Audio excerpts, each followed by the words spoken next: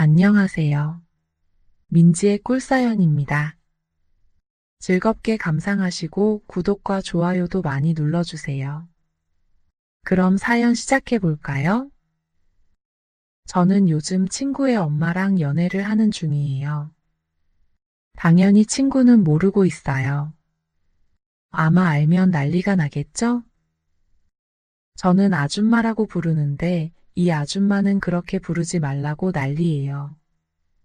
자꾸 저에게 자기나 여보라는 호칭으로 불러달라고 하면서 아양을 떠는데 그런 게 얼마나 귀엽고 또 아찔한지 몰라요.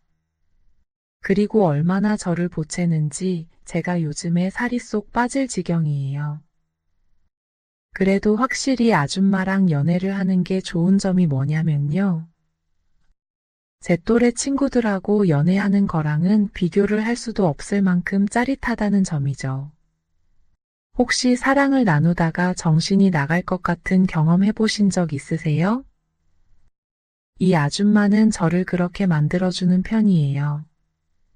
완전히 다른 세상에 갔다 오는 느낌이랄까요? 윤서 아줌마와의 만남은 순전히 우연이었어요. 제 고등학교 동창 친구 이름이 윤서예요. 저는 남녀공학을 나왔는데요. 윤서하고는 집이 가깝기도 하고 학원도 같이 다니면서 친하게 지내는 편이었어요. 그렇기는 해도 서로 성별이 다르다 보니 최고의 절친은 아니었고요. 어울리는 친구들 중 한 명이었던 셈이죠. 윤선의 집은 잘 살았던 걸로 기억을 해요. 동네에서도 윤서가 살던 집은 아주 고급 아파트로 알려진 곳이었고요. 윤서는 휴대폰이며 옷, 신발도 다 값비싼 고급 브랜드의 물건들만 쓰는 편이었죠.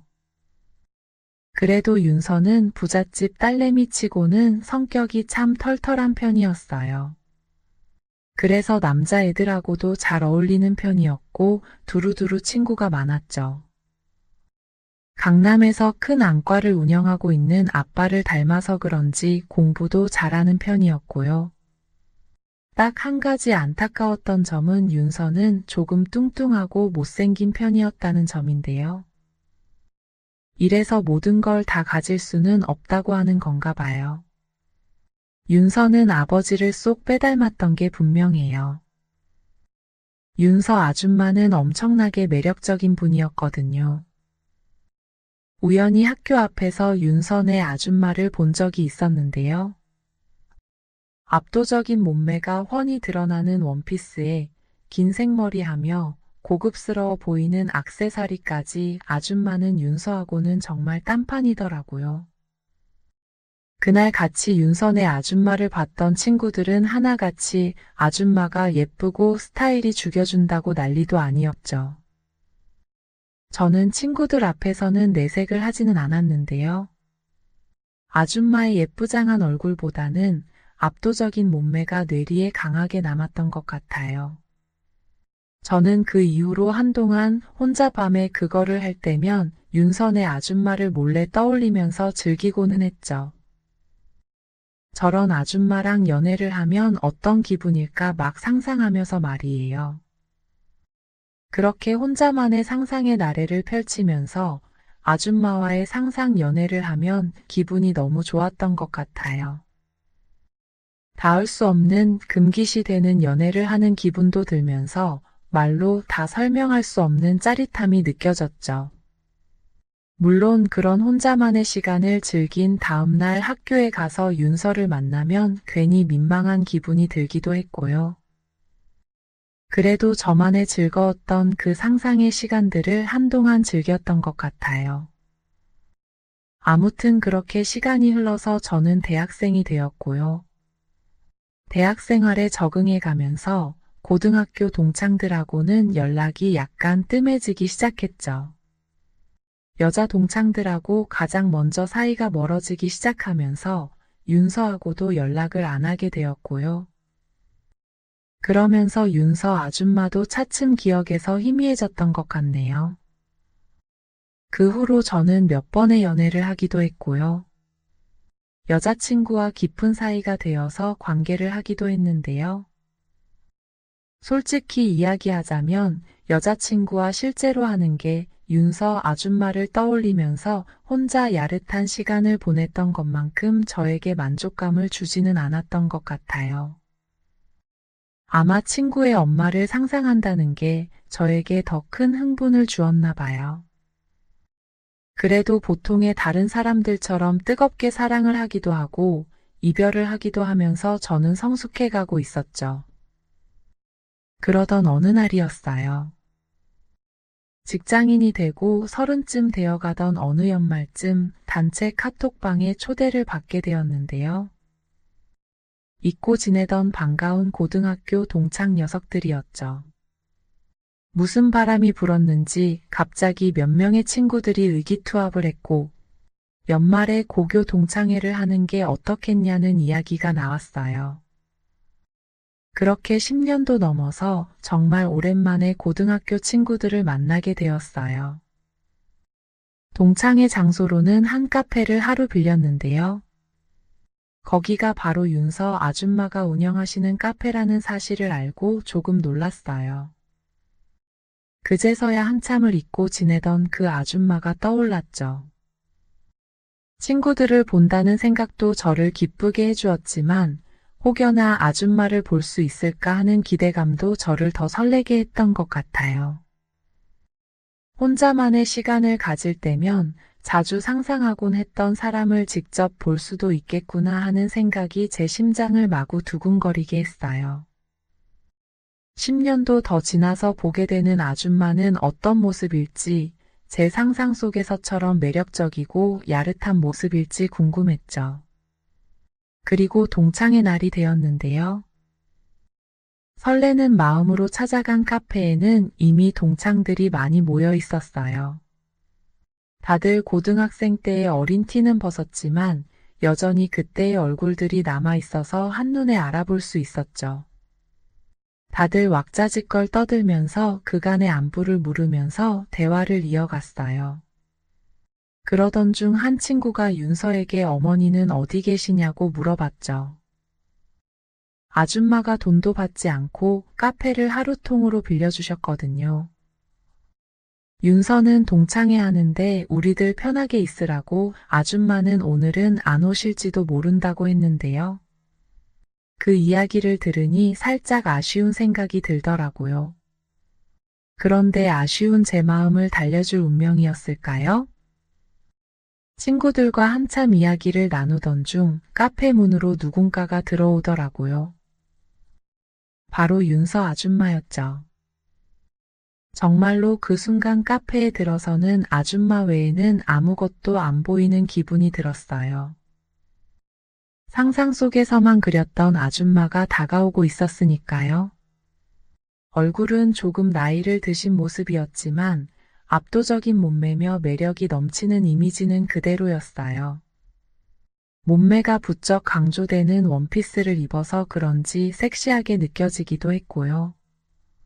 친구들은 다 같이 일어나서 아줌마에게 꾸벅 인사를 건넸죠. 아줌마는 잠깐 지나던 길에 윤서 친구들 얼굴도 볼 겸 들렀다고 했는데요. 윤서 아줌마를 그렇게 가까이서 본 건 처음이었어요. 너무 매력적이고 예쁘다는 생각뿐이었죠. 제 또래 여자에게서는 느낄 수 없는 원숙한 섹시함을 아줌마는 갖고 있었어요. 동창회가 끝난 후 집에 돌아간 그날, 저는 밤에 혼자 그거를 하면서 아줌마를 떠올릴 수밖에 없었어요. 여전히 매력적인 모습에 그날의 옷차림이 저를 더 두근거리게 만들었거든요. 그동안은 늘 상상 속에서만 어렴풋한 모습으로 떠올리고는 했는데 동창회에서 아줌마를 본 이후로는 그 모습이 더 또렷해졌고 그런 점이 저를 더 흥분되게 했어요. 그리고는 며칠간 저는 윤서 아줌마를 계속 생각하게 되었고 도저히 안 되겠다는 생각이 들어서 그 카페를 혼자 찾아가 보기로 했죠. 카페에 들어서자 다행히 윤서 아줌마가 있더라고요. 아줌마는 환한 미소로 저를 맞아주었죠. 지나가는 길에 인사라도 드리려고 들렀다는 말에 아줌마는 잘 왔다면서 금방 따뜻한 아메리카노 한 잔을 가져다 주셨어요. 그리고는 제 앞에 앉으셨고요. 상상 속에서 수백 번 저의 절정을 함께했던 그 아줌마가 제 앞에 앉아있게 된 거였죠. 아줌마의 손이며 탐스러운 입술이며 압도적인 몸매까지 제가 상상했던 것 이상으로 아줌마는 매력적인 사람이 맞았어요. 처음 몇 초간은 너무 떨리고 긴장되어서 말도 잘 안 나오더라고요. 아줌마가 생각이 많이 나서 무작정 찾아간 거라 처음에는 무슨 말을 해야 할까 고민이 되기도 했는데요. 다행히 아줌마가 편하게 대해주시기도 했고 윤서의 근황 이야기를 하면서 의외로 대화는 즐겁게 이어졌어요. 아줌마와 대화를 나누는 게 너무 좋아서 그랬는지 시간 가는 줄 모르고 이런저런 대화를 나눴죠. 다행스럽게도 아줌마도 저와의 대화가 즐거워 보였어요. 한참 시간이 지나고 나서야 일어나면서 저는 아줌마에게 종종 들러도 되냐고 물었죠. 아줌마는 한쪽 눈을 찡긋하면서 언제라도 환영이라고 말해주었어요. 그 후로 저는 가끔 윤서 아줌마네 카페에 들르곤 했어요.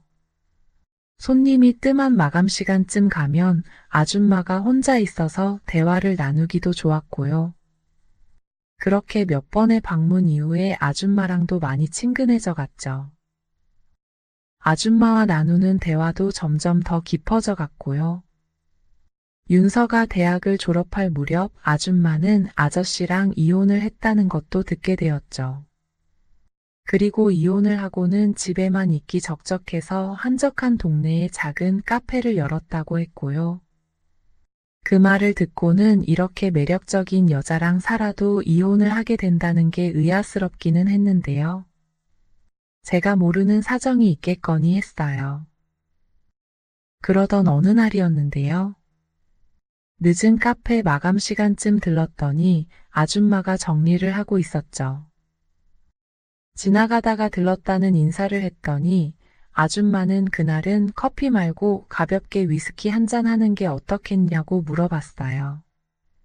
주말 저녁이기도 했고 그날은 술이 땡긴다면서요.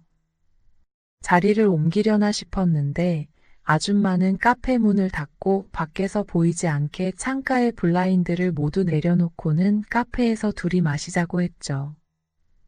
조용한 카페에 아줌마와 단둘이 마주 앉아서 술을 함께 마시는 게 너무 좋았어요. 은은한 카페 조명도 아줌마가 틀어놓은 음악 소리도 달콤했죠. 술을 몇 잔 주고받고 대화가 이어지던 중 아줌마는 혹시 자기를 좋아하는 거냐고 묻더라고요. 너무 직접적인 질문이라 약간 당황스러워서 선뜻 대답을 못하고 있었는데요. 제가 자꾸 찾아오는 걸 보고 처음에는 윤서를 좋아해서 그러는 건가 생각도 했었는데 아줌마를 바라보는 제 눈빛을 보고 느낌이 왔다고 하더라고요. 저는 술자리의 분위기를 빌려서 솔직하게 털어놓기로 했죠. 아줌마의 그 질문을 피하고 싶지 않았거든요. 그래서 그냥 아줌마가 좋다고 이야기를 해버리고 말았죠. 차마 혼자 자기 위로를 할 때 아줌마를 생각하면서 했다는 이야기까지는 하지 못했지만 말이에요. 제 고백을 듣고 아줌마는 놀랍게도 살며시 제 손을 잡아주었어요. 나이를 이렇게나 많이 먹었는데도 자기를 좋다고 해주는 남자가 있어서 기분이 좋다면서요. 이혼한 이후로 여자로서 자존감이 많이 떨어졌었는데 딸 친구가 자기를 여자로 봐주리라고는 생각지도 못했대요. 그러면서 젊은 제가 자기에게 관심이 있는 듯 해서 요즘에 일이 손에 잘 잡히지 않았다고 하더라고요. 젊었을 때는 남자들에게 대시를 많이 받았는데 저를 보고는 옛날 생각도 나고 해서 가슴이 설레었다고도 했죠. 저는 고백을 하면서 엄청 긴장이 되었는데 아줌마의 손길에 저는 완전히 눈 녹듯이 녹아버리고 말았어요. 제 상상 속의 아줌마가 제 고백을 받아주었다는 게 믿기지를 않았어요. 저는 용기를 내서 아줌마 옆자리로 자리를 옮겼고요. 상상 속에서 그랬던 것처럼 아줌마에게 입을 맞추게 되었어요. 술 기운 때문이었는지 너무 황홀한 기분이 들었고 어지러울 지경이기까지 했어요. 제가 원하던 순간이 이뤄지고 있었으니까요. 그렇게 한참을 입을 맞추고는 우리는 장소를 옮기기로 했어요. 아줌마가 그날 같이 있고 싶다고 했는데 카페에서 밤을 보내기는 싫다고 했거든요. 우리는 밤거리를 조금 걷기로 했어요. 손을 잡고 걸어가다가 아줌마가 제 팔짱을 끼기도 했죠. 고개를 돌려서 바라본 윤서 아줌마는 너무 예쁘고 사랑스러웠죠. 모든 순간들이 꿈처럼 느껴지고 황홀했어요. 그렇게 한동안 이야기를 나누면서 걷다가 호텔이 보여서 들어가게 되었고요. 거기서 저는 혼자서만 상상했던 그 일을 마침내 현실에서 이룰 수 있게 되었죠. 아줌마는 제 상상 속의 모습 이상이었어요. 어찌나 적극적인지 제 정신을 쏙 빼놓기도 했고요. 제가 여자들과 보낸 밤들 중에서 그날이 분명히 최고였다고 자신 있게 말할 수 있을 정도였어요. 정말 아침 해가 뜰 때까지 우리는 계속 좋은 시간을 보내게 되었죠. 아줌마도 오랜만이라면서 저를 계속 보채왔고요. 그렇게 윤서 아줌마와의 연애가 시작이 되었죠. 우리는 정말로 서로 잘 맞는 한 쌍의 짝이었어요. 호텔에서도 아줌마의 카페에서도 그리고 어두운 공원 공터에 차를 대놓고는 차 안에서도 우리는 사랑을 나눴죠. 순간순간이 너무 짜릿하고 행복한 기분이었어요. 그런 느낌을 느끼게 해준 사람은 윤서 아줌마가 유일했죠. 아줌마도 아들 같은 저와 사랑을 나누는 게 너무 좋다면서 다시 젊어지는 것 같다고 만족해 하기도 했고요. 저는 처음에는 호칭을 아줌마라고 했는데요. 윤서 아줌마는 제 팔뚝을 꼬집으면서 그렇게 부르지 말라고 하더라고요. 할 거 안 할 거 다 해놓고는 그렇게 부를 거냐면서 앞으로는 자기나 여보라고 불러달라고 애교를 부렸죠. 그래서 둘이 사랑을 나눌 때 자기라고 불러봤는데요. 아줌마는 너무 좋아하면서 아주 자지러지더라고요. 그래서 그 이후로는 아줌마라고 부르지 않고 자기라고 불러주고 있어요. 얼마 전에는 윤서의 결혼식이 있어서 또 한 번 동창들이 전부 모이게 되었는데요. 그날도 친구들의 관심은 신부인 윤서가 아니라 여전히 매력을 뽐내고 있는 윤서 아줌마에게로 쏠려 있었어요. 친구들은 윤서 아줌마는 어쩜 저렇게 나이를 먹어도 매력적인지 모르겠다고 아줌마가 10년만 젊었으면 자기들이 대시를 해보고 싶다면서 농담을 하기도 했는데요. 그런 이야기들을 듣고 있자니 아줌마와 비밀 연애를 하고 있는 저로서는 알 수 없는 웃음이 입가에 번졌죠. 그렇게 윤서 결혼식 뒤풀이가 끝나고는 아줌마와 저는 둘이 따로 만나서 데이트를 했어요. 아줌마는 윤서가 결혼해서 시원섭섭한 기분이 든다고도 했고요. 한편으로는 결혼 정년기가 다가오는 제가 짝을 찾아 떠나버리면 어쩌나 걱정이 되기도 한다면서 아쉬운 마음을 드러내기도 했죠. 비슷한 또래의 여자를 만나 가정을 꾸리고 아이를 낳아 키우는 걸 방해하고 싶지는 않다고 했어요. 그건 윤서 아줌마가 해줄 수 있는 건 아니었으니까요. 그래서 어떻게 이야기가 마무리되었냐면요. 제가 결혼을 해도 우리의 비밀 연애는 계속 이어가자고 약속을 하게 되었어요. 아줌마는 아들 같은 저와 데이트하는 것이 너무 행복하고 좋대요. 그래서 시간이 흐르고 제가 결혼을 하더라도 가끔씩 자기를 만나러 와주면 좋겠다고 하네요. 아줌마 이외에 만나는 여자도 없는 지금으로서는 그런 이야기는 먼 나중의 이야기이겠지만 저도 윤서 아줌마와의 인연을 계속 이어가고 싶은 생각이에요. 저의 상상 속에서 오랜 시간 동안 저를 즐겁게 해주었던 아줌마와 연애를 하게 된 건데 그런 소중하고 특별한 사람을 놓치고 싶지는 않거든요. 그리고 솔직히 말해서 아줌마보다 더 마음에 드는 여자를 찾을 수 있을지도 현재로서는 모르겠네요. 지금은 이 행복한 연애를 오래 이어가고 싶은 생각뿐이랍니다. 오늘의 사연을 시작하겠습니다. 나는 친구 엄마를 좋아하는 올해 30살이 된 남자입니다. 나는 지금 친구 엄마와 같이 살고 있습니다. 저는 그때 한 중견 회사에 취업을 해 본사 생산 공장에서 대리로 근무 중이었어요. 당시 생산팀에서는 신규 채용이 이루어져 조금 소란스럽더군요. 저의 팀은 다른 부서에 비해 여성 채용이 많아서 늘 관심사였는데 비정규직 채용이라 실습생을 10대에서 50대까지 다양한 연령대로 뽑아서 더 그랬을 겁니다. 이번에는 어떤 여자들이 들어왔을까? 좀 어리고 참한 여자였으면 좋겠는데 그 시기는 평소보다 더 타부서 남직원들이 생산 현장을 기웃거리는 일들이 많았습니다. 그러던 중 주야 교대 시간이 되었을 때 제가 하는 일은 자재 물류 관리라 생산팀 교대 시간에 자재 관리를 위해 현장에 들어가는데 그 시간에는 생산팀은 교대를 위해 모든 직원이 한자리에 모여 조회를 합니다. 평소처럼 아무런 생각 없이 자재 박스를 캐리어에 실어 나르던 중에 나는 낯익은 얼굴을 보게 되었습니다. 아는 사람과 아주 닮은 얼굴이라서 긴가민가했어요. 그렇게 며칠을 지켜보다 나는 인사팀 직원에게 부탁해서 새로 들어온 비정규직 직원들 이력서를 보게 되었는데 의심이 곧 확신이 되었습니다. 우리 공장 주변에는 들판이 많았는데 점심시간이면 식사를 마친 아줌마들이 종종 운동 삼아 산책을 자주 하였습니다. 그날도 점심시간에 그녀가 홀로 주차장을 가로질러 산책 중인 것을 발견하고 저는 그녀에게 달려갔어요. 뒷짐을 진 채 꽃길 사이를 유유히 걷는 그녀의 뒤로 가서 용기를 내어 말을 걸었습니다. 영수 어머니 맞으시죠? 고등학교 1학년 때 같은 반이었던 친구의 엄마였습니다.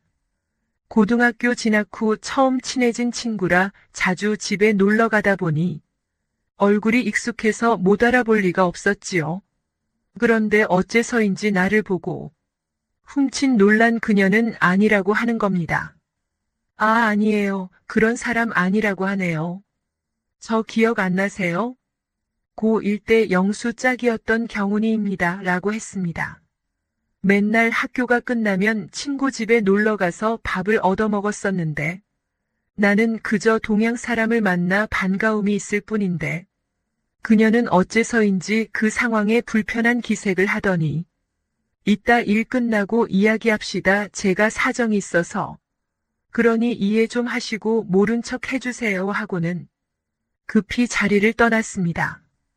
의아하긴 했지만 그렇게 말을 하니 일단 따르기로 했어요. 내가 하는 일이 자재 쪽이라 퇴근 시간이 생산팀보다 30분 정도 늦습니다. 재고를 체크하고 신규 발주를 하다 보니 퇴근 시간이 조금 늦습니다.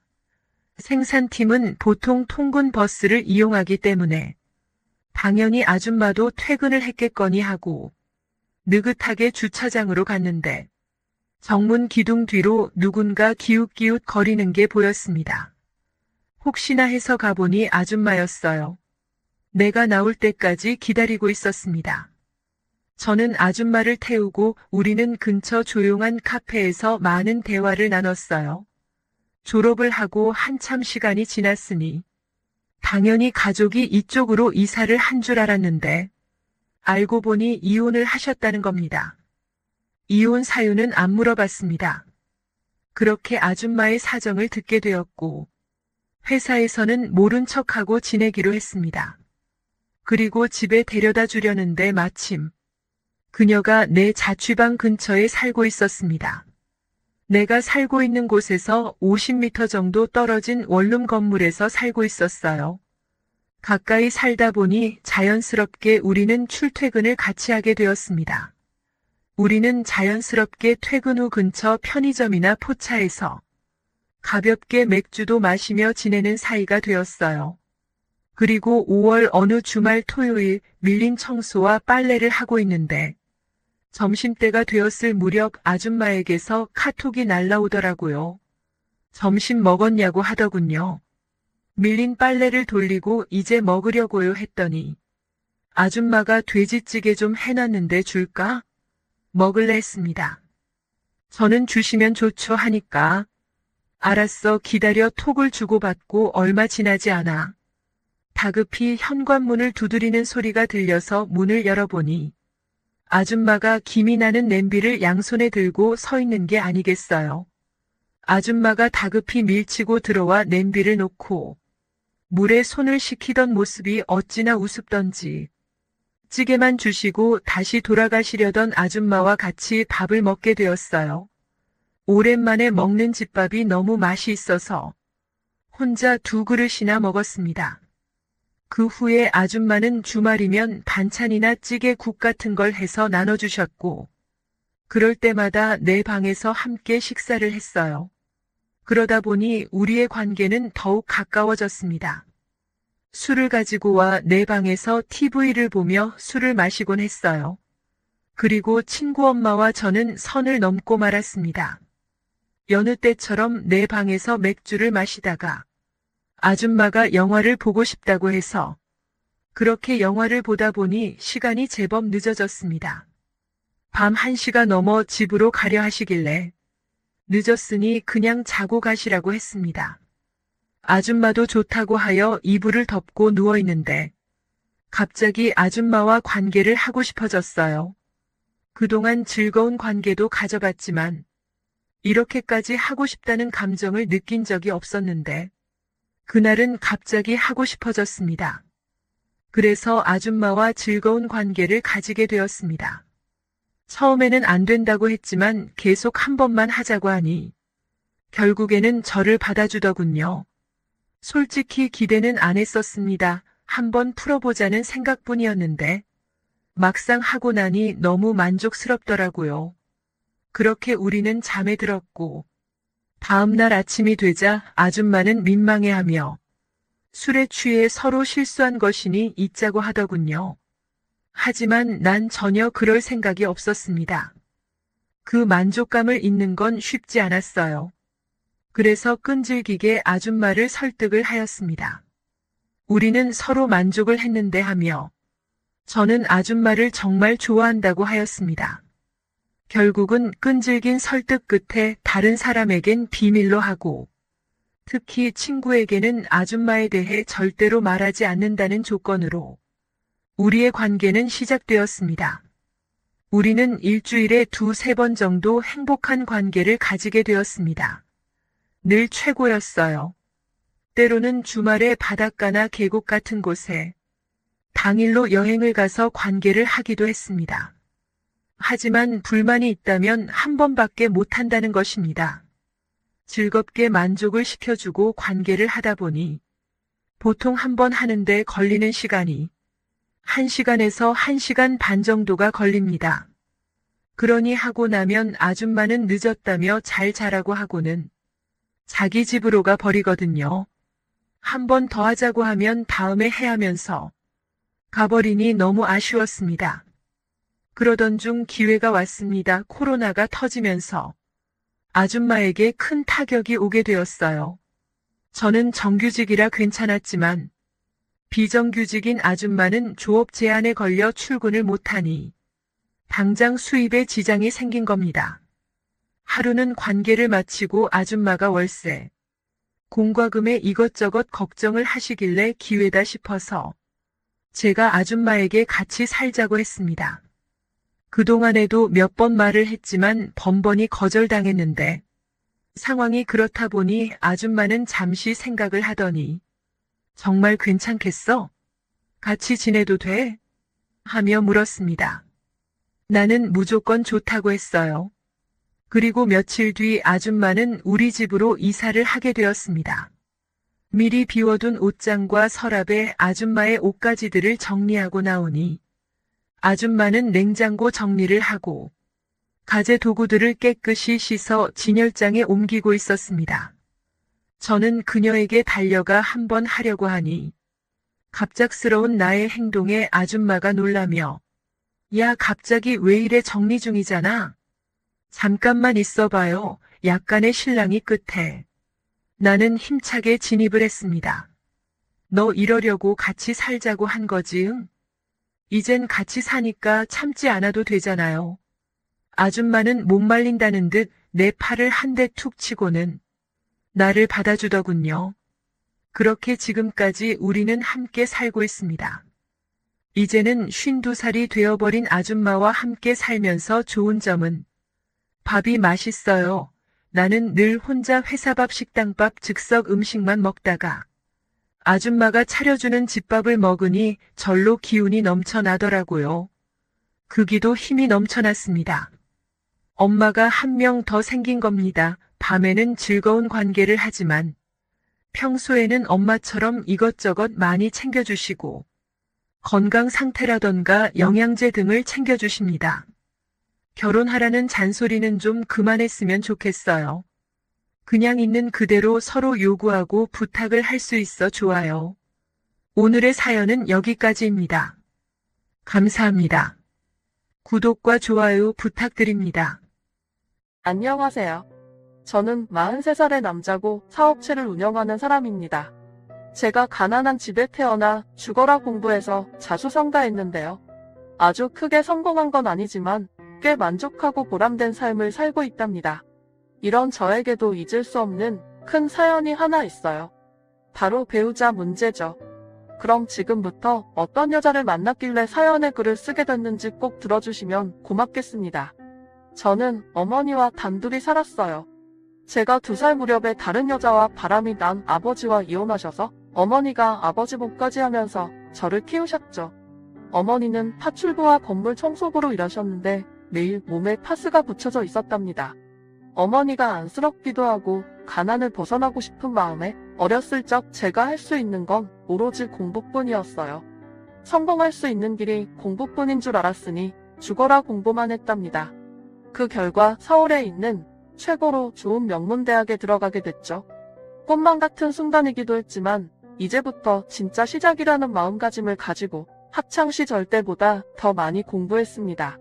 어머니를 호강시켜드리고 싶었고 저도 가난을 빨리 벗어던지고 싶었으니까요. 그렇게 대학과 군대를 다녀와서 20대 후반이 됐고 가장 돈을 잘 번다는 증권사에 취직했습니다. 일은 어렵지 않았어요. 평생 머리를 쓰고 살아왔으니 이번에도 머리를 쓰며 일하면 되는 일을 택했기 때문에 빨리 성장할 수 있었습니다. 그래서 20대 끝자락에 연봉 1억이 넘어가게 됐고 30대엔 2억, 3억으로 오르다가 40 무렵에는 연봉이 5억이 넘어갔답니다. 앞만 보고 열심히 달린 결과 아주 많은 돈을 벌어서 어머니한테 좋은 집 한 채 해드렸고 노후 자금까지 모두 마련해드렸습니다. 저도 전세 아파트와 좋은 차를 몰며 지냈죠. 일은 손에 완전히 익어서 업무 스트레스는 거의 없었답니다. 하지만 너무 앞만 보고 달려와서 그런지 다른 것들을 제대로 채우지 못했어요. 친구도 거의 없었고 사귀어 본 여자도 40이 되도록 달랑 한 명뿐이었습니다. 저희 어머니는 호강시켜줘서 고맙긴 하지만 제가 장가가는 걸 보여줘야 진정한 효도라며 결혼을 재촉하셨어요. 멀쩡하게 잘난 아들을 낳았는데 부록이 되도록 혼자인 걸 보니 마음이 아프다며 얼른 좋은 사람을 만나길 바라셨습니다. 사실 저도 결혼하고 싶은 마음이 굴뚝 같아서 좋은 인연이 찾아오길 기다렸답니다. 하지만 공부와 일만 했던 제가 여자를 만날 길이 없었어요. 그런데 증권사 여자 동료 하나가 저에게 소개팅을 제안했습니다. 명문대 나와 대기업을 다니다가 지금은 몸이 조금 안 좋아서 쉬고 있는 여자라고 했는데 한번 만나보면 어떻겠냐고 묻더라고요. 그 말을 듣자 긴장되더라고요. 아주 오랜만에 여자를 만나게 됐으니 그럴만도 했죠. 여하튼 제가 외모는 크게 볼 게 없었지만 성실함과 능력이 있으니 자신감을 가지고 소개팅 자리에 나갔어요. 이윽고 매우 눈부시게 아름다운 미모의 여인을 만나게 됐는데 그때 첫눈에 반하는 것이 무슨 말인지 알게 됐습니다. 어찌나 예쁘던지 제 심장이 하도 뛰어서 밖으로 튀어나오는 줄 알았답니다. 저는 흥분해서 오버하지 않으려고 평정심을 가지고 대화를 나눴어요. 미모만 출중하고 성격과 됨됨이가 되먹지 못한 여자일 수도 있으니까 말이죠. 그런데 1시간 넘게 대화를 나눠봤는데 소박하고 털털하게 느껴졌고 제 말에 귀 기울여주는 모습에 호감이 갔답니다. 나이도 궁합도 보지 않아도 된다는 4살 연하여서 운명의 짝이 아닐까 하는 생각을 하게 됐죠. 그래서 애프터 신청을 하게 됐는데 소개팅녀가 아주 달갑게 받아줬어요. 그쪽도 저를 마음에 들어한다며 인연이 되길 바란 모양이었나 봅니다. 그리하여 저와 미모의 여인은 사귀기 시작했고 10개월가량 연애를 했습니다. 그 기간 동안 한 번도 여자친구에게 실망한 적이 없었어요. 가끔 저희 어머니를 같이 찾아뵙기도 했는데 얼마나 살갑게 잘 대해주던지 어머니가 며느리 우딱이라며 아주 좋아하셨습니다. 그래서 41살이 되던 해에 프로포즈를 하게 됐는데 여자친구가 기쁘게 받아주면서 빙명가약을 맺게 됐답니다. 양가 부모님을 모시고 상견례를 치른 날은 웃음으로 시작해서 웃음으로 끝이 났어요. 모든 대화가 잘 풀렸고 작은 갈등 하나 생기지 않았답니다. 그래서 얼마 뒤 결혼식을 올리고 신혼여행을 다녀왔어요. 아직 아내와 결혼한 게 실감이 나지 않는데 한 집에 살며 한 침대를 써보니 그제야 저도 어여쁜 아내와 결혼했구나 하는 행복감에 젖게 됐네요. 신혼 첫 달은 어떤 말도 필요 없을 만큼 무진장 행복했습니다. 그런데 걱정 하나가 생겼어요. 아내가 재취업을 하지 않고 집에서 놀기만 해서 재능을 낭비하고 있는 게 아닐까 하는 생각이 들어 이야기를 꺼냈습니다. 여보, 당신 회사 알아봐야 하는 거 아니야? 결혼 뒤에 일을 시작한다고 했잖아. 나 꼭 일해야 해? 오빠가 벌어다주는 돈으로 먹고 살면 안 돼? 응? 뭐 안 될 건 없지. 그런데 당신 학력이랑 스펙이 너무 아깝지 않겠어? 그렇게 열심히 공부했는데 집안에만 있으면 손해잖아. 무슨 손해야, 오빠. 난 오빠랑 결혼한 것만으로도 인생 성공이야. 이제 나한테 다른 꿈은 없어. 나 말이야, 현모양처가 될 거야. 오빠 애도 낳고 내조에 최선을 다하는 여자가 될 거라고. 그래? 그럼 당신이 원하는 대로 해. 나는 괜히 실력이 아까워서 말한 건데 당신 뜻이 그렇다면 현모양처가 돼봐. 오빠도 좋지?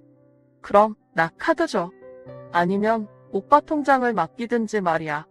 내가 경제권을 가지고 있으면 좋을 것 같아. 아, 경제권?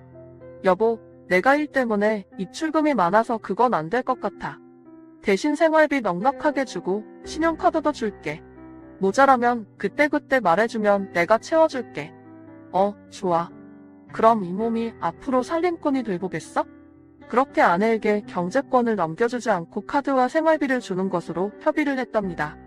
저는 별 걱정하지 않고 아내에게 카드를 줬는데 그게 화근이 될 거라고는 상상도 못했습니다. 다음 달에 카드 명세서가 날라왔는데 무려 800만 원을 썼더라고요. 집안 살림에 쓰인 돈은 미미했고 자기 치장하는데 카드를 실컷 긁었어요. 저는 씀씀이가 왜 이리 크냐고 불맨소리를 했습니다. 여보, 카드값이 너무 많이 나왔어. 소비를 좀 줄여야 할 것 같은데. 뭐? 나 첫 달이라 거의 안 썼어. 엄청 아껴가며 썼다고. 800만 원이 나왔는데 아껴 썼다고? 응. 그 정도면 껌값이잖아. 1000만 원도 안 썼는데 왜 난리야? 저와 아내는 여기서부터 부딪히기 시작했습니다. 제가 한 달에 800만 원은 너무 과하다고 설명하며 한 달에 300만 원으로 줄이라고 설득했어요. 하지만 아내는 300만 원을 누구 코에 붙이냐며 씀씀이를 줄이지 않겠다고 했답니다. 제가 능력이 되긴 하지만 이렇게 낭비하며 살아본 적이 없어서 이해를 못했는데 아내는 그 정도 소비는 당연한 거라며 도리어 저에게 가르치는 말을 늘어놨답니다. 오빠, 돈도 잘 벌면서 왜 나더러 아껴 쓰라는 거야? 우리 부부야. 나 오빠, 마누라라고. 내가 돈 쓰는 게 아까우면 결혼하지 말았어야지. 오빠, 이렇게 치사한 사람이었어? 아니, 내 말은 아깝다는 게 아니라 소비가 너무 심하다는 거지. 조금만 줄이자, 여보.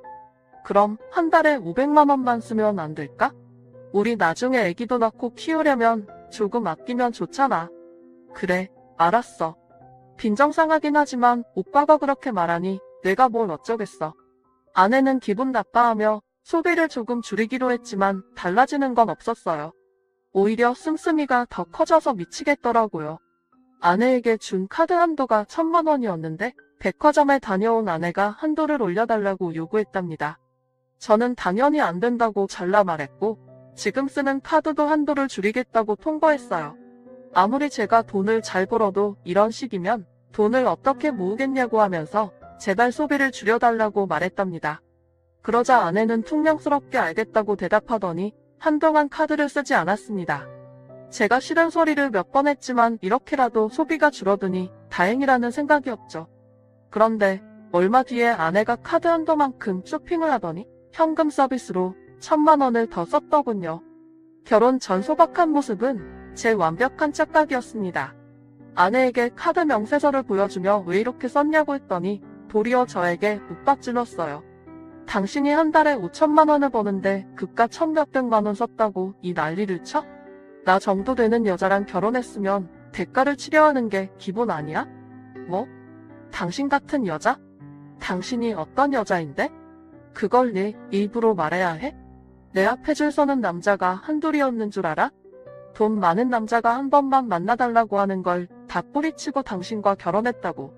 그럼 나 같은 여자랑 결혼했으면 고마운 줄 알고 떠받들어 살아야 하는 거 아니야? 그래, 고맙다. 예쁘고 잘난 내가 나랑 결혼해줘서 아주 고맙다. 그런데 이런 식으로는 못 살아. 난 가난하게 성장해서 그런지 이렇게 돈을 흥청망청 쓰면서 살 수 없다고. 카드 내놔? 앞으로는 내가 주는 생활비 외에 한 푼도 줄 수 없어. 이런 식으로 나오겠다? 그래, 좋아. 당신 후회하게 만들어주겠어.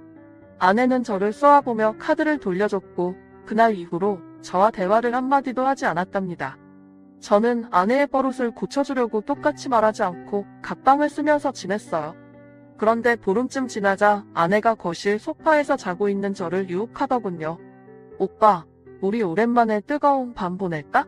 나 없이 혼자 자는 거 힘들지 않았어? 아니, 혼자 자는 거 많이 외로웠지. 사실 참기 힘들었어. 여보, 고마워. 그럼 우리 침대로 갈까? 응.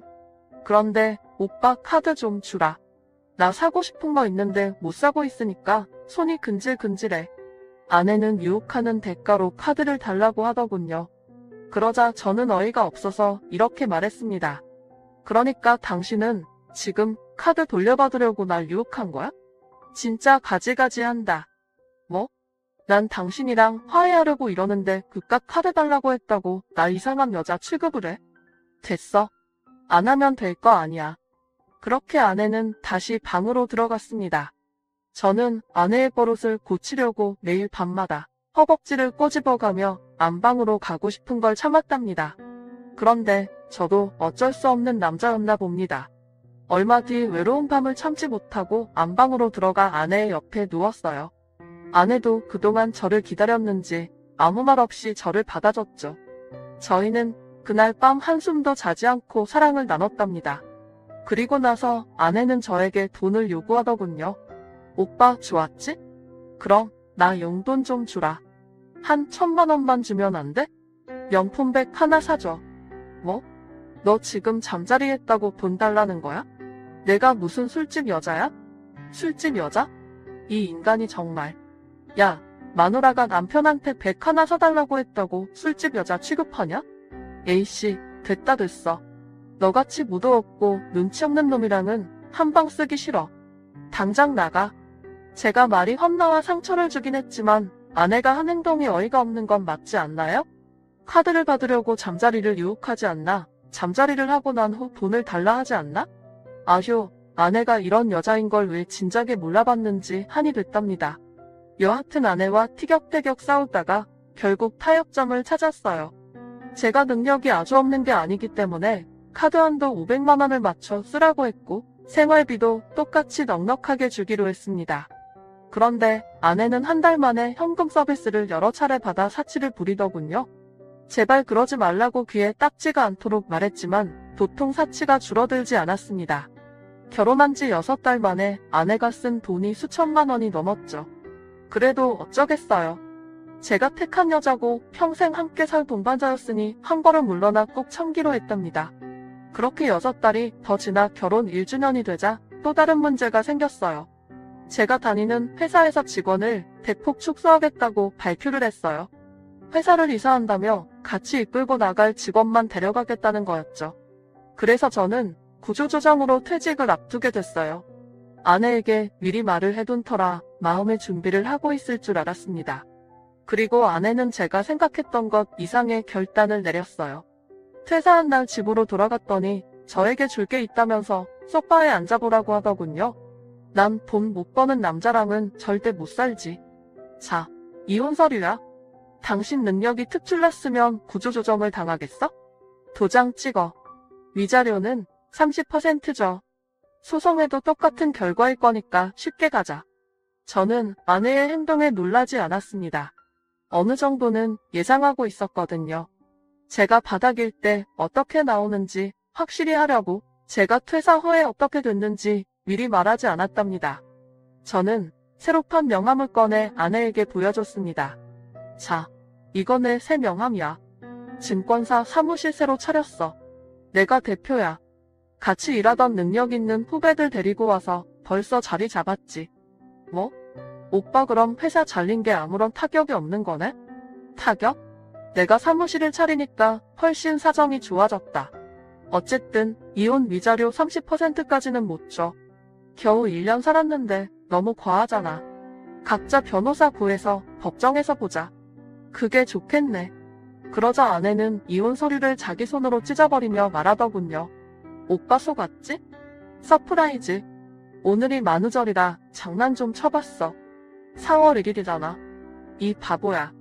설마 내가 진짜로 오빠랑 이혼하려고 했겠니? 만우절? 조금 전 당신 눈빛 보니까 진심인 것 같던데? 그리고 내가 회사에서 잘린 날 이혼 서류를 들이미는데 이걸 장난으로 받아들여야 하나? 기분 더럽네. 그러자 아내가 눈시울을 붉히며 훌쩍거렸습니다. 오빠 너무해. 내가 만우절이어서 장난 좀 친 건데 이런 식으로 나오는 거야? 미안해. 내 장난이 심했어. 오빠. 나는 오빠랑 이혼할 마음 없어. 늙어 죽을 때까지 오빠 마누라로 살 거라고. 이게 내 진심이야. 앞으로는 절대 장난치지 않을 테니까 오늘 한 번만 봐줘. 내가 너랑 어떻게 해야 할까? 그래. 한 번 속아줄게. 대신 다음에 이혼 서류 들이밀면 재미없다. 다신 이런 행동하지 마. 알았어. 미치지 않는 이상 오빠한테 이혼 서류를 들이미는 장난 절대 하지 않을게. 저는 이혼해버릴까 하다가 아내에게 한 번 속아주기로 했습니다. 아직 1년밖에 살지 않았으니 살붙이고 살면서 서로를 믿어주는 시기가 찾아올 거라 믿었답니다. 그런데 제가 괜히 사정이 더 좋아졌다고 말했나봐요. 아내는 고삐 풀린 망아지처럼 돈 쓰려고 자주 나갔다 왔습니다. 쇼핑도 하고 친구들과 술도 먹고 처가에 선물도 잔뜩 사다 줬죠. 저는 한 발 물러나 아내가 돈 쓰는 걸 뭐라 하지 않기로 했어요. 세월이 지나면 조금 달라지겠지 하고 그냥 포기했답니다. 어차피 아내가 쓴 돈이 다시 돌아오지 않으니 기분 좋게 잘했다고 말해주고 말았네요. 이런 아내가 살림과 내조를 잘해주면 얼마나 좋을까요? 아내는 제가 6시에 일어나서 출근 준비를 할 때 아주 태평하게 코를 골고 잠을 잤답니다. 아침밥은 고사하고 저녁엔 배달음식을 시켜줬답니다. 제가 집밥이 먹고 싶다고 몇 번 말했더니 가사도 우미를 데려다 놨더군요. 아내는 소파에 누워 텔레비전을 보며 핸드폰을 만지는 게 일상이었죠. 저는 아내를 이해하려고 긍정의 마음을 가지고 지내봤는데 나중엔 시선 자체가 아내에게 가지 않았습니다. 돈은 엄청나게 쓰고 집안에서 게으르게 시간을 보내는 게 한심스러워 꼴보기가 싫었어요. 그렇게 몇 달 지내다가 안 되겠다 싶어 아내에게 부탁 하나를 했습니다. 여보, 당신 집에서 이러고만 있지 말고 내 친구 회사에 들어가 일해보지 않을래? 하루 4시간만 업무 봐주고 용돈벌이나 해봐. 당신 명문대 나왔으니까 일은 아주 쉬울 거야. 나더러 일을 하라고? 오빠, 난 일할 생각 없어. 여보, 힘든 일 아니야. 그냥 회사 나가서 사람들하고 어울리고 사회생활 조금이라도 하면서 지내라는 거야. 거기 당신 동문도 많으니까 나가서 수다 떨고 온다 생각하고 좀 움직이는 게 좋겠어. 동문? 아, 오빠, 나 할 말 있어. 사실 나 고졸이야. 대학 문턱은 밟아보지도 못했어. 뭐라고? 너 그 말 진짜야? 지금 장난치는 거지? 저는 속았다는 것에 기분이 불쾌해서 확인차 되물었습니다. 그러자 아내는 태연한 얼굴로 대답하더군요. 장난 아닌데? 나 고졸이야. 실업계 나와서 미용실에서 몇 년 일한 게 다야. 오빠, 왜 이렇게 놀래? 대학 나온 게 그렇게 중요해? 아니, 학벌이 중요한 게 아니라 당신이 거짓말해서 놀란 거지. 나한텐 분명히 명문대 나와서 대기업 다녔다고 했잖아. 그야 오빠 꼬시려고 한 말이었지. 명문대 나왔다고 하면 뭔가 있어 보여서 구라 좀 쳤어. 저는 기가 막혀 아내를 쏘아봤는데 아내는 과자를 우걱우걱 씹어먹으며 텔레비전을 보고 있더군요. 그것 말고 거짓말한 게 뭐가 있냐고 물었더니 자기도 잘 모르겠다며 생각나는 게 있으면 말하겠다고 뻔뻔하고 철없는 말투로 대답했습니다. 이러나 저러나 제가 택한 배우자고 아내를 미워해봤자 달라지는 게 없었으니 며칠 스트레스를 받다가 잊어버리기로 했답니다. 그래서 별 다르지 않은 일상을 보내며 결혼 생활을 했어요. 아내는 똑같이 사치를 부리며 사모님 놀이를 했고요. 그런데 언젠가부터 아내가 쓴 카드 내역서에 순댓국집에서 200만 원을 쓴 걸 보게 됐습니다. 다른 것도 아니고 국밥집에서 그만한 돈을 쓰는 게 이해가 되지 않아? 어떻게 된 일이냐고 물었어요. 여보, 순댓국집에서 200만 원을 썼어? 이거 좀 이상한데? 이상하긴 뭐가 이상해. 동창회를 순댓국집에서 열었는데 내가 쌌어. 내가 잘나가는 증권사 사장 사모님이라고 말했더니 다들 입 모아서 쏘라고 노래를 부르더라고. 그래서 하는 수 없이 긁었어. 오빠, 설마 꼴랑 200만 원 가지고 치사하게 굴려는 건 아니지? 저는 뭐라 잔소리할까 하다가 한숨 쉬고 잘했다고 대답해줬습니다. 아휴, 그래 잘했다. 맛있게 먹었으면 됐지. 다른 것도 아니고 친구들 밥 사준 건데 왜 뭐라고 하겠어. 우리 오빠 쿨하네? 예전에 쫌생이 갔던 때랑 달라졌어. 오빠 땡큐. 앞으로도 그렇게 이해해줘. 저는 대답만 그렇게 했지 속마음은 달랐습니다. 제가 직장에 있는 동안 아내의 뒤를 깨서 뭘 하고 돌아다니는지 알아볼 생각이었죠. 그렇게 몇 주가 지나고 퇴근해서 집에 갔더니 아내가 온갖 인상을 쓰며 이혼 서류를 들이밀며 소리를 지르더군요. 당신 웃긴다. 오늘 내가 오빠 사무실에 들렀는데 폐업했더라? 경비한테 물어보니까 망해서 방 뺐다며? 치, 그러면서 돈 잘 버는 척 그렇게 한 거야? 내 사무실에 왔었어? 왜? 무슨 일로? 지금 그게 중요해? 당신이 망했다는 게 중요한 거지? 이거 받아. 난 돈 못 버는 남자랑은 절대 못 살아. 이혼 서류에 도장 찍고 위자료 절반 넘겨. 저는 이혼 서류를 받아들며 대답했습니다. 이번엔 진짜지? 만우절 아니니까 장난이란 말은 하지 않을 거지? 이 자식아, 지금 내가 장난하는 걸로 보이냐? 난 너 같은 허세 쩌는 놈하고는 못 살아. 잘 나가는 증권사라고 잘난 척 그렇게 하더니 쫄딱 망한 백수놈이었냐? 야, 너같이 돈 못 버는 찌질이랑은 하루도 못 살아. 당장 도장 찍어. 싫어. 왜 내 재산 절반이나 당신한테 줘야 해? 이혼은 해줄게. 당신이 한 푼도 받지 않고 나간다는 조건 하에 말이야. 한 푼도 없이 이혼하자고? 야, 그게 말이야 막걸리야? 나같이 예쁘고 인기 많은 여자랑 1년 반이나 살았으면 감사한 줄 알고 위자료 토해내야지. 만약 내가 요구하는 대로 주지 않으면 소송으로 가서 당신 재산 싹 벗겨먹을 거야. 저는 전혀 놀라지 않은 표정으로 대답했어요. 나도 당신이랑 살고 싶은 마음이 하나도 없으니까 이혼할 생각이야. 그런데 여보, 내가 기회 줄 때 한 푼도 받지 말고 이혼해. 내가 지금 당신한테 기회 주는 거야. 잘 생각하고 대답하는 게 좋을 거야. 기회 같은 소리하고 자빠졌네. 야, 난 무조건 위자료 받아야겠으니까 주기 싫으면 이혼소장 보낼 테니까 그런 줄 알아. 거지 같은 자식. 내 인생에 흠이 있다면 바로 너랑 결혼한 거야. 젠장, 이혼녀 딱지 붙어서 총각이랑 재혼할 수 있을지 모르겠네. 당신 대단하다. 벌써 재혼할 생각을 하는 거야? 당연하지. 나 정도 되는 미모면 돈 잘 버는 남편 그늘 아래서 시원하게 사는 게 최고라고. 그리고 내가 이혼녀 딱지가 붙어도 나 좋다고 달려드는 총각들 많을걸? 됐어. 당신이 신경 쓸 일 아니니까 나중에 법정에서 봐. 그래, 알겠어. 그럼 당신 짐은 다 가져가. 내 돈으로 산 건 내버려 두고 말이야. 지가 돈을 쓰면 얼마나 썼다고 치사하게 가져가라 말아야? 야, 내가 사준 건 죄다 질려서 쓰고 싶지도 않거든?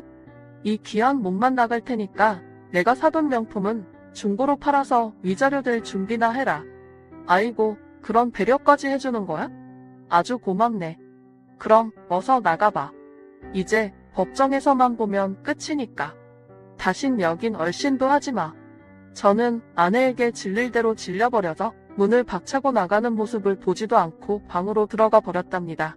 그리고 아내에게서 이혼 소장이 날아왔어요. 저에게 청구한 위자료 금액이 5억이나 되더군요. 도대체 저와 결혼해서 한 게 뭐가 있다고 이렇게 큰 돈을 달라고 하는지 이해가 되지 않았습니다. 어쨌든 법정에 가면 판사님이 알아서 판결해 주실 테니 별 걱정하지 않고 변호사를 선임했답니다. 4주 뒤 가정법원에 가게 됐는데 아내는 자신만만한 얼굴로 저를 깔보듯이 쳐다봤어요. 당신 나랑 합의 이혼 안 한 걸 후회하게 해줄게. 뽑아먹을 수 있는 건 죄다 뽑아먹어주겠어. 아이고 무서워라. 여보, 나야말로 당신한테 참교육해줄 거야. 당신이 나 몰래 무슨 짓 했는지 다 알고 있으니까 기대하라고. 제 말에 아내의 얼굴이 하얗게 질렸습니다. 나에 대해 다 알고 있다고? 내가 뭘 잘못했는데? 없지? 괜히 큰 소리 치는 거지? 알아서 생각해. 야, 그만 입 다물어라. 재판 시작한다. 이윽고 판사님이 아내의 소장을 읽어보더니 진짜 이혼을 원하냐고 물었어요. 아내는 활짝 웃으며 당연히 그러고 싶다고 대답했죠. 이어서 제 변호사가 여러 문서와 사진을 제출하자 판사님이 보시고 화들짝 놀랐습니다. 사실은 제가 순댓국집에서 200만 원을 쓴 게 이상해서 심부름센터에 직원을 고용해 아내의 뒤를 캐봤는데 아내는 제 카드로 바람을 피우고 있었습니다.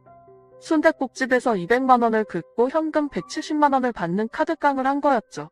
이런 식으로 여러 곳에 카드를 긁어들며 현금을 받고 상간남에게 온갖 선물을 사줬던 것 같아요. 아내가 목돈을 받아갔는데 그 돈으로 상간남에게 차를 한 대 뽑아줬답니다.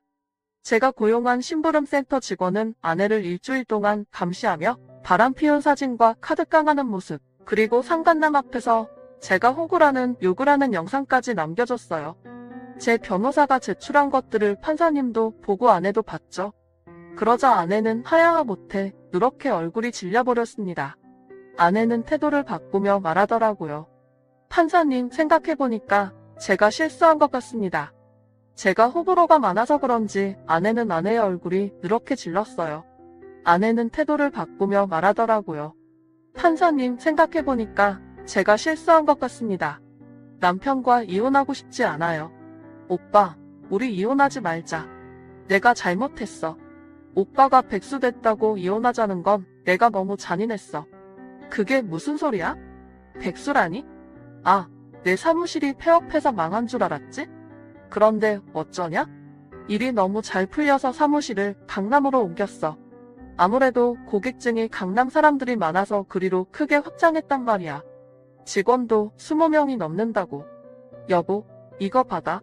내 새로운 명함이야. 저는 14K 금으로 뽑은 명함 한 장을 선물로 건네줬습니다. 그리고 작은 목소리로 말해줬어요. 여보, 당신 끝났어. 내가 한 짓 난 다 알고 있어.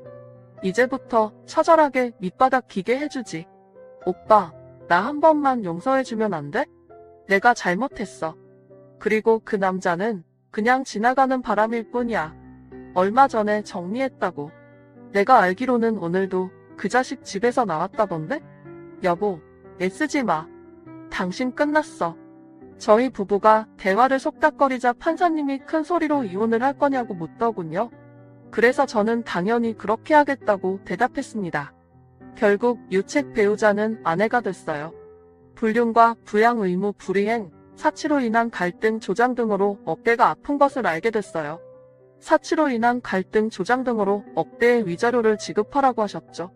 저는 웃으며 법정에서 나오는데 아내는 다급하게 똥 마려운 강아지 마냥 저에게 달려오더군요. 오빠, 이러지 마. 나한테 그 많은 돈이 어디 있겠어? 그 많은 위자료를 어떻게 갚겠어? 어라? 당신 태도가 왜 이래? 내가 그때 말했잖아. 위자료 한 푼 받지 않고 이혼 도장 찍으라고 말이야.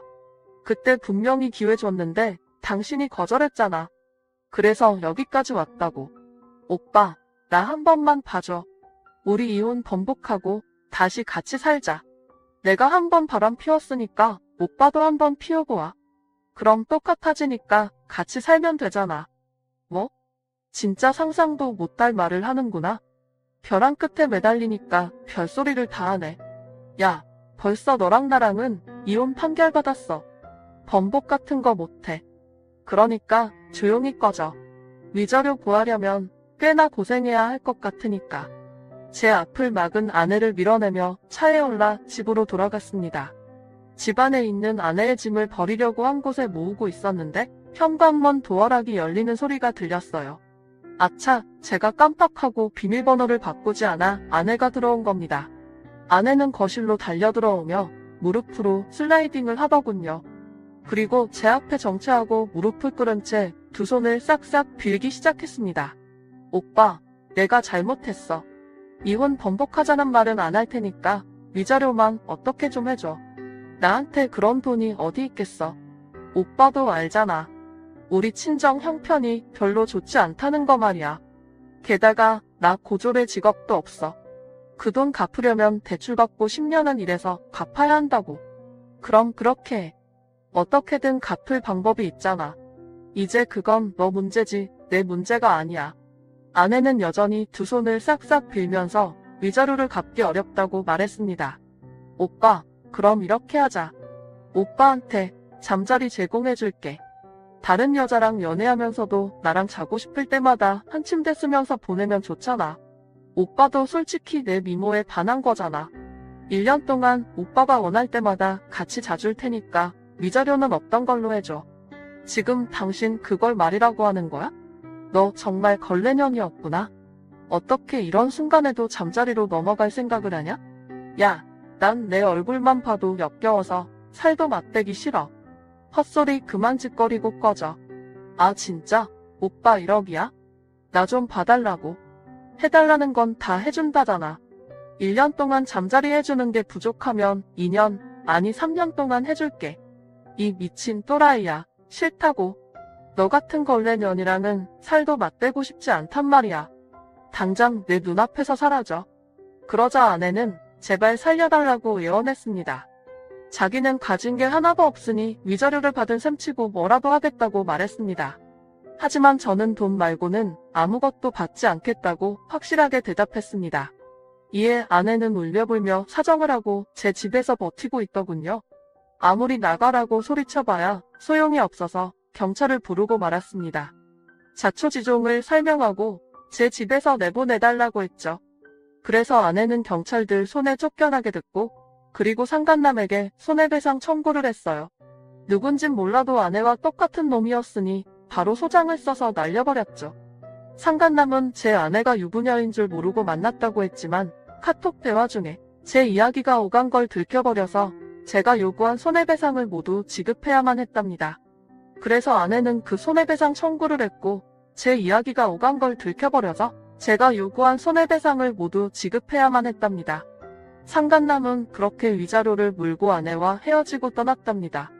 몇 달이 지나도 아내의 위자료가 입금되지 않길래 변호사를 통해 내용 증명서를 보냈어요. 위자료를 당장 내놓지 않으면 교도소 감치 명령을 내리겠다고 경고의 글을 적어서 말이죠. 그랬더니 일주일 만에 제가 요구한 위자료가 모두 입금됐습니다. 아내는 돈이 없어 사채를 써서 위자료를 갚았다네요.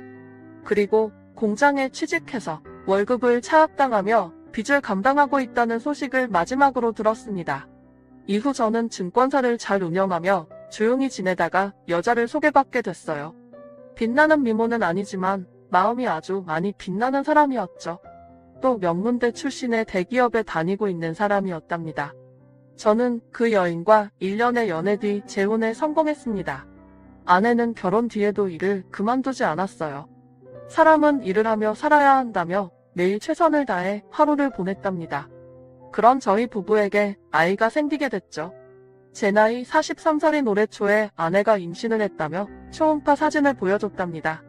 사실 저와 아내 둘 다 나이가 40대라서 이세는 크게 기대하지 않고 있었는데 이렇게 아이가 생겼다는 소식을 듣게 되자 눈물이 터져나올 정도로 감격했습니다.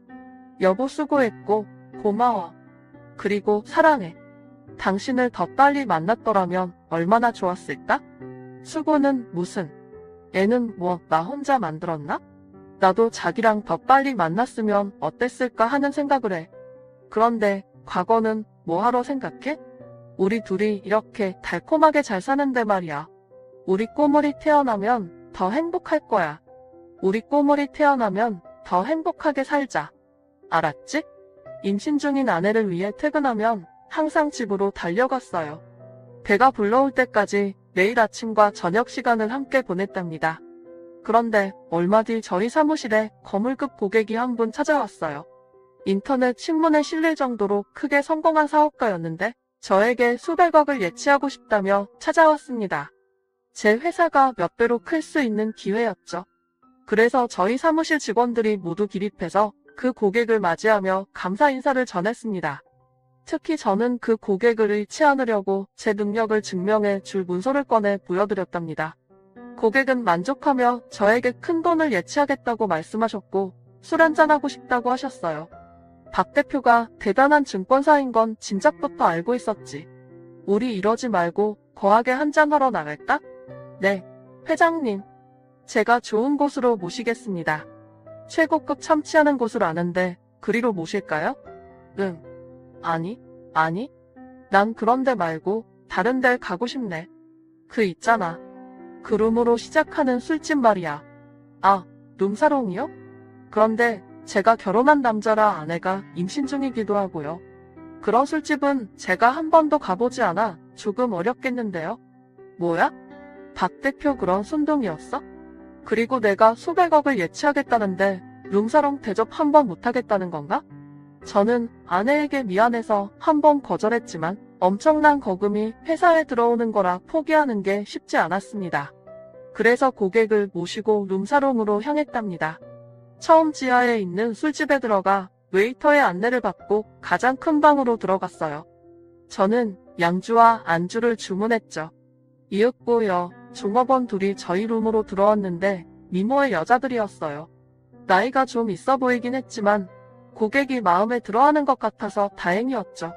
그런데 제 옆에 앉은 종업원의 얼굴을 자세히 보니 제가 잘 아는 사람이었습니다. 바로 제 전처였답니다. 무슨 이유로 여기에 온지는 모르겠지만 지금 생각해보니 지금 상황이 많이 난감하고 당황스러웠어요. 전처는 제 고객 앞이라 그런지 처음 보는 척하며 행동하더군요. 술을 연거품 마시고 조금 취하자 고객이 화장실에 가겠다며 룸에서 나갔습니다. 그러자 전처가 담배를 꼬나물며 말하더군요. 오빠, 오랜만이네? 그런데 오빠도 이런 데 와?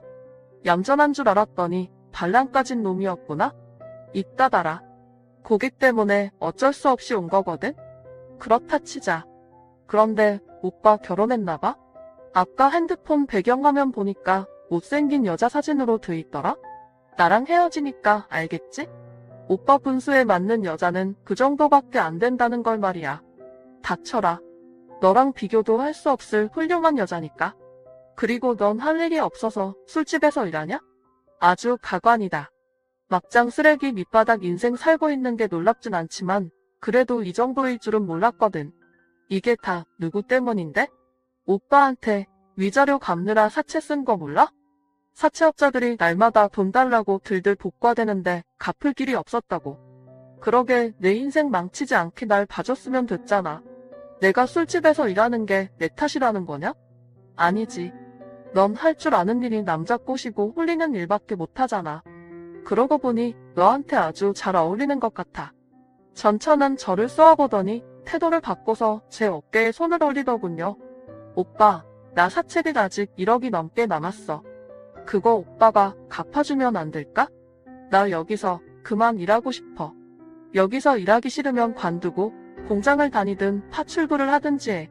누가 너더러 술집에서 일하라고 등 떠민 것도 아니잖아. 아이, 오빠도 참. 나도 알지.